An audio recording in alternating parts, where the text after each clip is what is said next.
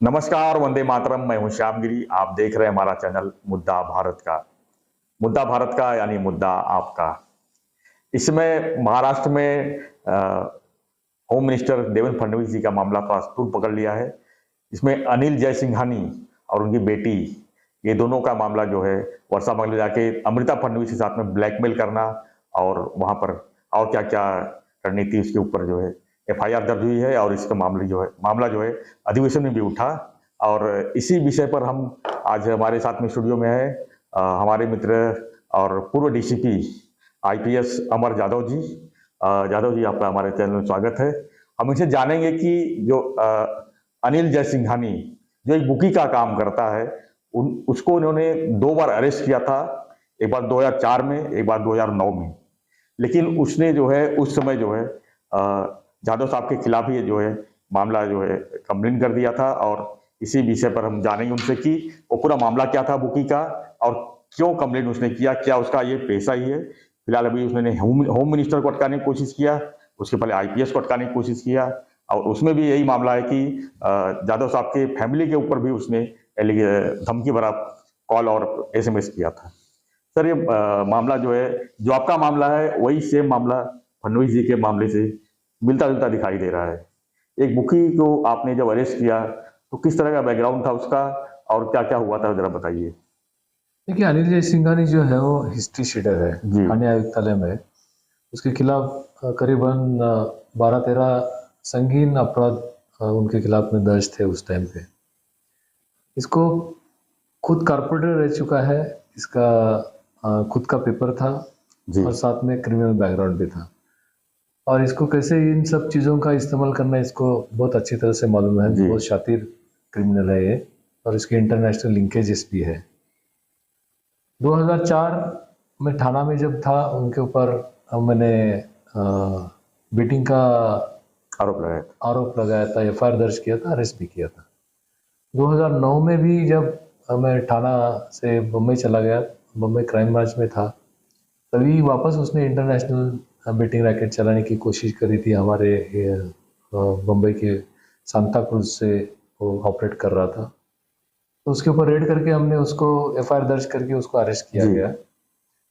और बेल पे छूटने के बाद में 3-4 दिन के बाद उनकी मिसेस को ले करके उन्होंने हमारे खिलाफ एक एप्लीकेशन डाला था। क्या एप्लीकेशन डाला था सर? भी बहुत सारे आरोप लगाए थे। अमर जादव ने उसको धमकाया, डराया, एक्सटॉर्शन किया, बहुत सारे आरोप लगाए थे। हालांकि उसको ये मालूम था कि ये आरोप जो है, मैंने एफआईआर जो दर्ज किया था वो सही था, अरेस्ट भी सही थी, ये उसको पूरी तरह से मालूम था। खाली आरोप लगा करके उसने इंक्वायरी के लिए कभी भी आया नहीं। 2009 से 2014 के दरमियान उसने कई जगहों पे ऐसे एप्लीकेशन डाला और जब भी उसको एप्लीकेशन इंक्वायरी के लिए बुलाया जाता था वो आता नहीं था। उसने आरोप क्या लगाया था सर? एप्लीकेशन में क्या आरोप लगाया था आपके खिलाफ? अभी जैसे मैंने बताया कि मैं ही बेटिंग रैकेट चला रहा हूँ, मतलब आपके ऊपर ही? मेरे ऊपर ही डायरेक्ट आरोप लगाए थे। मैंने उसका इंक्वायरी रिपोर्ट आपको शेयर किया है, आप देख लीजिए पूरा।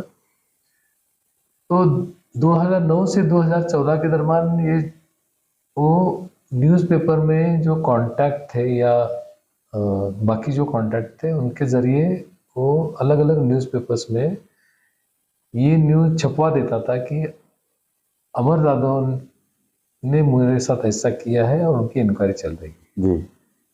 ये उसका डेलिबरेट स्ट्रेटेजी था, क्योंकि उसको मालूम था अगर इंक्वायरी क्लोज होगी तो उसमें कुछ निकलेगा नहीं।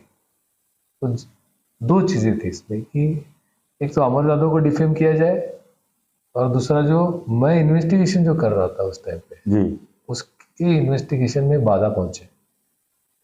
वो ये बोलूँगा मैं, वो काफ़ी हद तक उसमें सक्सेसफुल रहा।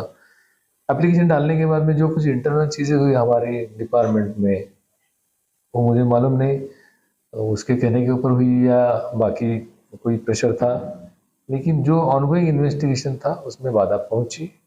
मेरे जो टीम मेंबर्स थे उनके ऊपर डीमोरलाइज हो गए और जो इन्वेस्टिगेशन सही ढंग से होना चाहिए था नहीं हुआ। और यही निष्कर्ष जो है ये इंक्वायरी ऑफिसर जो है उन्होंने निकाले हुए हैं कि या अमर यादव को डिफेम करने के लिए उसने केस किया करके, जी और दूसरा इन्वेस्टिगेशन जो चल रहा था उसके बाधा पहुंचे इसलिए किया गया है, ये उसका निष्कर्ष है। 2015 में जब अभी के डीसीएम साहब, उस टाइम पे सीएम साहब थे फडणवीस जी, होम मिनिस्टर भी थे। होम मिनिस्टर भी थे, तो उनके पास ही चला गया, जी, उनके पास पहुंच गया एप्लीकेशन लेकर के। सीएम उस टाइम पे सीएम साहब ने उनको बोला कि इंक्वायरी खत्म करो, जो कुछ भी है आप इसको पेंडिंग नहीं रख सकते हो। जी और प्रसन्ना जी जो इंक्वायरी कर रहे थे, एडिशनल सीपी क्राइम थे वहाँ पे, उन्होंने इंक्वायरी क्लोज कर दी, जी और जिसमें ये निष्कर्ष निकाले गए। तो मैं शुक्रगुजार हूँ अभी के डीसीएम साहब का और तत्कालीन सीएम साहब का कि उन्होंने ये इंक्वायरी को क्लोज किया, नहीं तो ये और कितने साल चलती थी मुझे मालूम नहीं। जी तो इसमें 11 और 2009 से 2014 तक इस इंक्वायरी को पेंडिंग क्यों रखा गया? ये किसी प्रेशर के कारण रखा गया या किसी अदर रीजन है, वो मुझे मालूम नहीं है। जी लेकिन अभी डीसीएम साहब बोल रहे हैं कि ये तो बहुत सीरियस है, तो इसमें ऑफिसर्स और पॉलिटिशियंस ये सब मिले जुले हैं, जी तो इनकी पूरी इंक्वायरी होनी चाहिए। तो मेरी मांग है या मेरी रिक्वेस्ट है कि अगर यही मामला है और मेरा उनके ऊपर भरोसा है, तो ये इसमें भी वो इंक्वायरी करे, ये मुझे लगता सर। ये जो आपने कहे थे कि आपके मिसेस को भी इसने धमकी भरा एसएमएस वगैरह किया था, क्या इसका क्रेजी इसी तरह का है कि ऑफिसर को हो, चाहे जैसे सीएम साहब का, डीसीएम साहब का मामला है तो उनके मिसेस को भी ब्लैकमेल करना है, क्या इसका इस तरह का पेशा है? देखिए, ये जब रेड हुई उसके ऊपर 2009 में, उसके बाद में उसने मेरे फैमिली को, मुझे और मेरे मित्रों को, जो उसको मालूम था कि ये मेरे मित्र है या कैसे उसने इन्फॉर्मेशन निकाली, उनको भी उसने मैसेज भेजे। क्या मैसेज भेजता था सर? कि वही ये तू ठीक नहीं कर रहा है, मैं इंटरनेशनल बुकी मेरे को बोलता है तो तू इंटरनेशनल गुंडा है, और ये मैं ऐसा करूँगा वैसा करूँगा, जो कुछ भी है वो पूरा मैंने रिकॉर्ड पुलिस वालों को दे दिया। और उनको बोला कि ये मेरे फैमिली को और मुझे ये थ्रेट कर रहा है, आप इसके ऊपर प्रिवेंटिव एक्शन ले लो। ये एज ए पुलिस ऑफिसर मैंने किया हुआ है, मुझे मैसेज भेज रहा है, तो इसके ऊपर रोक लगाइए। तो मैंने जो कुछ भी रिकॉर्ड उनके पास दिया था, उन्होंने पूरी तहकीकात की। वो मेरे मिसेस की भी जितने मैसेज थे उनकी भी तहकीकात की, और ये सच है, ऐसा हुआ है, ये उनके इंक्वायरी का निष्कर्ष था। लेकिन ताज्जुब की बात यह है कि ये निष्कर्ष आने के बाद में मुझे लिखा गया कि आप, पुलिस इसमें कुछ नहीं कर सकती है। आप एक आईपीएस होके भी आपको इतनी परेशानी झेलनी पड़ रही? मेरे पास रिटर्न स्टेटमेंट है उनका, ये हुआ है, पुलिस डिपार्टमेंट इसमें कुछ नहीं कर सकती। आप प्राइवेटली इसको कोर्ट में जाकर के आप उसके बारे में जस्टिस करो, जस्टिस ले लो आप प्राइवेटली जाके। ये मेरा कोई पर्सनल निजी मामला नहीं है कि मैं मेरे पैसे से कोर्ट में जाऊं और इसके खिलाफ लड़ता रहूं, तो ये गलत था। एक्चुअली पुलिस ऑफिसर होने के नाते मुझे प्रोटेक्ट करना चाहिए, मेरी फैमिली को प्रोटेक्ट करना चाहिए था, और उसके ऊपर एक्शन होना चाहिए। तो आप किसको दोष मानते हैं सर इसमें? सरकार के दोष मानते हैं कि जांच अधिकारी के दोष मानते हैं, कि क्रिमिनल भारी पड़ रहा है उसको दोष मानते हैं? देखिए, इसमें दो चीजें हैं। पॉलिटिशियंस का जहाँ तक संबंध होता है, वो पुलिस ऑफिसर या जो कोई भी ऑफिसर है उसको बोल देते हैं। वहाँ पे जो ऑफिसर्स होते हैं उन्होंने निर्णायक भूमिका लेनी चाहिए कि इसमें सच क्या है, ये कर सकते हैं, ये कानूनन है या इलीगल है, और ये करना चाहिए नहीं करना चाहिए। It's a conscious call of the police officers. तो दोष किसका है मुझे मालूम नहीं है, वही तो मेरी रिक्वेस्ट है कि आप तहकीकात कर लीजिए कि ऐसा क्यों लिखा गया। मुझे प्राइवेटली मेरे खिलाफ जो थ्रेट्स आ रहे हैं उसे मुझे प्राइवेटली कोर्ट में जा कर के उसका जस्टिस लेने के लिए क्यों बताया गया? इसका भी इंक्वायरी होना चाहिए। तो क्या मानते हैं कि जो सर अभी आपने भी 2-3 दिन से देख रहे हैं आप, मैटर चल रहा है होम मिनिस्टर का और उनके मिसेस अमृता फडणवीस जी का, तो सेम केस आपका भी था, तो क्या लगता है कि ये लोग इसमें भी इसी तरह का अपने जो लेडीज है सर अनिच्छा जयसिंघानी, क्या वो अपने फादर को बेकसूर करने के लिए ये सब गेम प्लान कर रही थी, ऐसा मानते हैं आप सर? इन्वेस्टिगेशन के ऊपर प्रेशर लाना, पॉलिटिशियन के ऊपर प्रेशर लाना, पहले आईपीएस ऑफिसर के ऊपर प्रेशर लाया गया, अभी डीसीएम साहब के ऊपर ही इनडायरेक्टली प्रेशर लाया गया है, तो ये एक स्टेप आगे जा रहा है जी। देखिए, जब मैंने उनके खिलाफ कंप्लेंट की थी, मुझे जस्टिस लाने के लिए कोर्ट में भेजा गया, प्राइवेटली तुम लड़ो, तुम्हारे पैसे से लड़ो। उसको मेरा डर था जी, और मेरा कहना है कि क्रिमिनल को मेरा डर रहना चाहिए एज ए बिल्कुल पुलिस रहना ऑफिसर, चाहिए, बिल्कुल रहना चाहिए। अमर जादव करके नहीं। मुझसे डर है, इसलिए अनिल जयसिंघानी को प्रोटेक्शन दिया ठाणे आप कमिश्नर से। क्या बात है, दो किस तरह का प्रोटेक्शन दिया गया सर? रिवॉल्वर वाले रखे गए उसके 24 आवर्स उसके साथ में, क्योंकि उससे डर है। और विधानसभा में ये मुद्दा जब उठाया गया, शायद फडणवीस जी ने भी उठाया था ये मुद्दा, कमिश्नर में रिटर्न लेटर लिखा है कि अमर जादव से इसको थ्रेट है, इसलिए हम इसको प्रोटेक्शन दे रहे हैं। ये क्या बात है?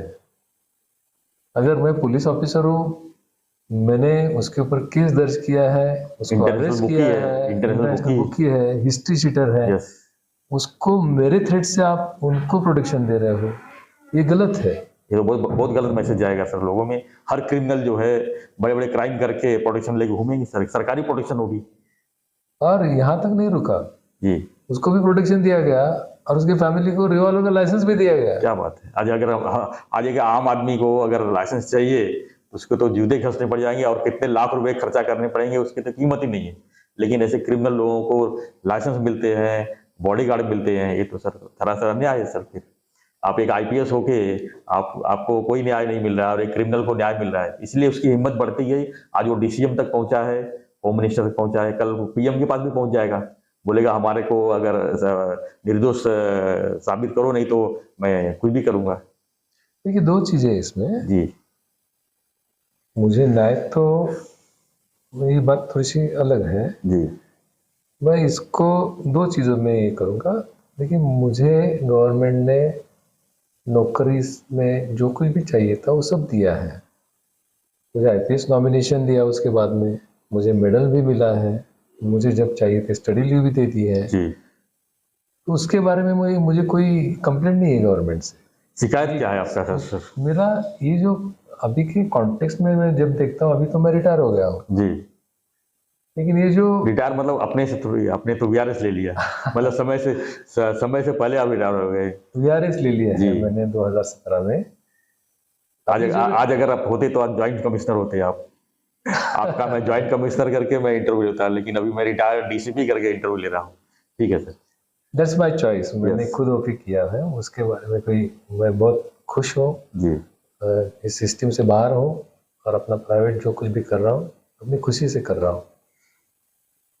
लेकिन अभी मैं ये मामला इसलिए उठा रहा हूँ कि अनिल जयसिंघानी के बारे में जो कुछ भी पुलिस एक्शंस या जो कुछ भी उस दरमियान हुआ, जो भी घटनाएं हुई, ये आदमी जो है ये सिस्टम का फायदा ले रहा है। जी। इसके खिलाफ डीसीएम साहब ने बोला है इसमें इंक्वायरी होनी चाहिए। तो ये सबक आगे चल करके जो भी लोग इन्वॉल्व है, जो भी क्रिमिनल इन्वॉल्व है, इन लोगों के लिए एक इसके ऊपर अगर अभी कार्रवाई करेंगे, चलो उस टाइम पे नहीं हुई, नहीं रोक लगी, जी, लेकिन अभी तो उसको रोको। बिल्कुल। इसलिए मैं सामने आया हूँ, हालांकि मेरा कोई संबंध नहीं है इसमें जी। डायरेक्ट, ना मेरे ऊपर कोई केस चल रहा है, ना मेरे ऊपर इंक्वायरी चल रही है। ये लार्जर पब्लिक इंटरेस्ट में मैं इसको देख रहा हूँ। जी, और यस, मुझे ऐसा लगता है कि अनिल जयसिंघानी के केस में मुझे उस वक्त हमारे सिस्टम से जो कुछ भी सपोर्ट मिलना चाहिए था वो नहीं मिला। ये मेरी शिकायत है। जी। मेरे ऊपर अन्याय विन्याय कुछ नहीं है, मुझे क्लीन चिट मिला। क्या लगता है सर, एक क्रिमिनल बैकग्राउंड आदमी जो है इस तरह का इतना फास्ट चलता है और इतना एलिगेशन करता है, क्या लगता है उसको पॉलिटिकल सपोर्ट है इसको? नहीं। देखिए, सिस्टम जो है इसमें बहुत सारे एंगल्स रहते हैं। जी, कभी हमारे सिस्टम के जो ब्यूरोक्रेटिक सर्कल का है उसका सपोर्ट रहता है, कभी पॉलिटिकल सपोर्ट रहता है, कभी किसी और सिस्टम का यूज़ किया जाता है। जी जैसे प्रेस है, ब्यूरोक्रेसी है, जी पॉलिटिशियंस है।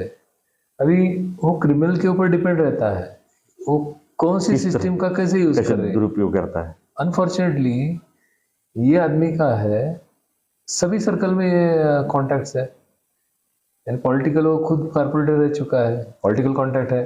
प्रेस का अखबार है। प्रेस का खुद का एडिटर था, उसको मालूम है प्रेस कैसे चला जाता है।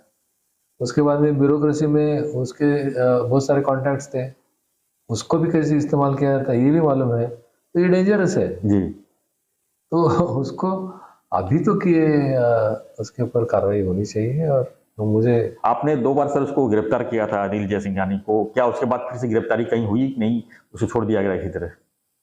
देखिए, मुझे जहाँ तक याद है 2000 के पहले के सब केसेस थे। 2000 से लेकर के जहाँ तक मुझे याद है 2014 तक तो उसके ऊपर कोई केस नहीं हुई थी, जी। Police case. उसके बाद में मैंने पेपर में पढ़ा था कि उसके ऊपर ईडी की कार्रवाई हुई थी, अटैचमेंट की कार्रवाई हुई है।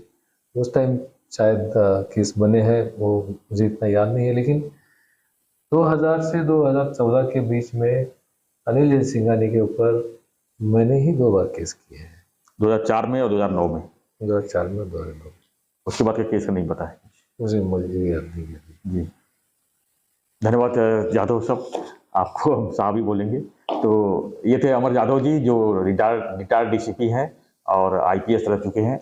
और इन्होंने जो है अनीशा जयसिंघानी जो मामला चल रहा है उसमें इनके पिता अनिल जयसिंघानी को 2 बार अरेस्ट किए थे। और इनकी शिकायत है कि जो इनके खिलाफ जो है क्रिमिनल बैकग्राउंड वाला जो अनिल जयसिंघानी कंप्लेन करता है तो इनकी जांच होती है और उसको प्रोटेक्शन दिया जाता है।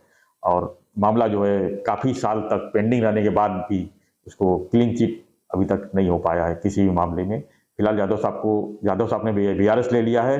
अब बीआरएस लेने का दबाव कहाँ से आया है ये तो पता नहीं, लेकिन उनका कहना है कि उनका पर्सनल बिजनेस देखने के लिए उन्होंने आईपीएस के जॉब जो है बहुत मायने रखती है, आईपीएस की जॉब उसको छोड़ दिया है। और अब यही कहना चाहते हैं कि जो मेरे ऊपर इंक्वायरी थी उसकी फिर से जांच होनी चाहिए, क्योंकि जो ये क्रिमिनल बैकग्राउंड को जो है थोड़ा सा मैं करेक्ट करूंगा इसमें, लेकिन इसमें 2 चीजें अलग है जी। अनिल जयसिंघानी का केस 2009 का है जी। मैं रिटायर वीआरएस ले लिए मैंने 2017 में 9 साल मतलब उसका प्रेशर तो नहीं रहा, उसका कोई संबंध नहीं मेरे वीआरएस से। जी। इस दरम्यान जो कुछ भी रूटीन मेरा पुलिसिंग था वो चल रहा था जी। मुझे उसमें कोई शिकायत नहीं है जी। इतना मेरे पुलिस ऑफिसर के खिलाफ में मेरा रूटीन जो चल रहा था वो चल ही रहा था, मुझे सपोर्ट भी मिल रहा था जी। मेरा खाली ग्रज ये है कि 2009 में जो अनिल जयसिंघानी के ऊपर केस हुआ उसके बारे में जो कुछ भी एक्शंस प्रॉपरली होनी चाहिए थी, उसको दबा देना चाहिए था, वो नहीं हुआ है जी। मेरा ग्रज उसके ऊपर है। पुलिस ने मुझे नौकरी दी, 20 साल मैंने अच्छे ढंग से नौकरी की, सेवा दी, उसमें मुझे मेडल्स मिले। मैं उसके प्रति मेरा आदर है। पुलिस मशीनरी के खिलाफ मेरा कोई ग्रज नहीं है, पुलिस मशीनरी की ना पॉलिटिशियन के खिलाफ है। मेरा ग्रज अनिल जयसिंघानी का जो इंस्टेंस जो है जी, जो उसने शिकायत किया था, जो उसने कंप्लेंट किया था आपके खिलाफ, अच्छी तरह से इफेक्टिवली उसको टैकल नहीं किया गया, ये मेरा कहना है। मेरे ऊपर कोई अन्याय नहीं हुआ, क्लीन चिट मिलना ही था, लेट मिला, लेकिन उसका फायदा उसको मिला उसको, और उसने उस फायदा का उसने अब दोबारा फायदा उठाना सोचने की कोशिश किया। फिलहाल इसकी जांच तो चल रही है और होम मिनिस्टर खुद फडणवीस साहब हैं और इसकी जांच तो अच्छी तरह निकालेंगे। दूध का दूध पानी के पानी होना भी चाहिए और होगा भी। इसमें कोई इसको पॉलिटिकल सपोर्ट है क्या है वो भी सामने आ जाएगा। और यादव साहब आपका बहुत बहुत धन्यवाद, आप हमारे साथ में आए।